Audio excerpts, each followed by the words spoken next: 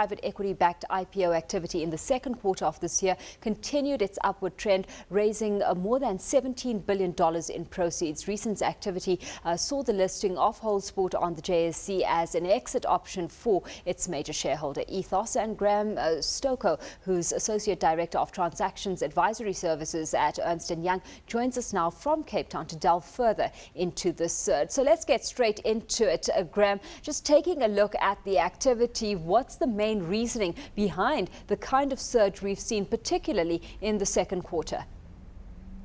I think the main reason is there's basically a whole load of companies, PE-backed companies, that need to seek exits and start delivering returns back to investors. And as there's more stability, a little bit more stability in the market, particularly this year and towards the end of last year, we've seen a general increase in IPO activity for PE-owned companies throughout the world. Well, we've had 45 PE-backed companies raising $17.2 billion in proceeds, and nearly twice the volume of the first quarter. We've also seen things up 24% on a value basis. Having said that, it's the pipeline as well that seems to be pretty strong at this stage, with 84 sponsored companies filed to go public over the next 3 months. Yeah, that's quite correct, and it really goes back, it dates back to the surge in PE investment in sort of 06, 07, 08, and these companies that have been owned for a number of years now, PE investors looking to actually push some returns back to their investors and to show returns post their sort of ownership. Of course, as you've highlighted, it's global activity that we're talking about right now. Is there a distinction to be made between the kind of activity we're seeing in the developed world versus emerging markets? I think there definitely is. There's been a surge in activity in the emerging markets this year, particularly in Brazil, India, also 2 IPOs fairly large in Russia in this last quarter. So the emerging markets are definitely increasing as a proportion of the whole. I guess from an African perspective, it's still relatively small compared to the bigger scale, but definitely an increased focus and increased activity on PE-backed IPOs across emerging markets. What role has the availability of cross-border listings actually played in this regard, Graham? I think it's definitely an enhancer to that. The world's becoming a smaller, more integrated place all the time. I think the developed markets are taking more confidence in emerging markets, and therefore it's just meeting investors and the two parties in terms of investors sitting in developed markets, particularly more interested in emerging markets as generally the world economy is stabilized now. There's still hiccups all the time, but a lot more stable than, say, 2009 and 8.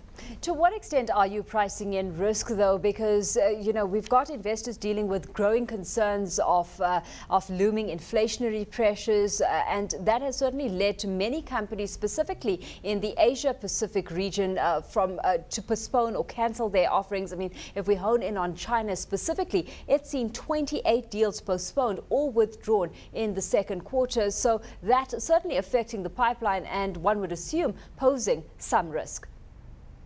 Yeah, my understanding of that is there's been a lot of increased focus on corporate governance and risk, as you mentioned, and this has delayed a number of listings out of China. And I guess, it's critical to understand risk and corporate governance before going into a listing environment, and there will continue to be increased focus on this throughout the emerging markets. How does activity on a local level, so here in South Africa specifically, compare? We saw the latest listing on the JSE, that of Holdsport, on Monday, facilitate the exit of its major shareholder, Ethos.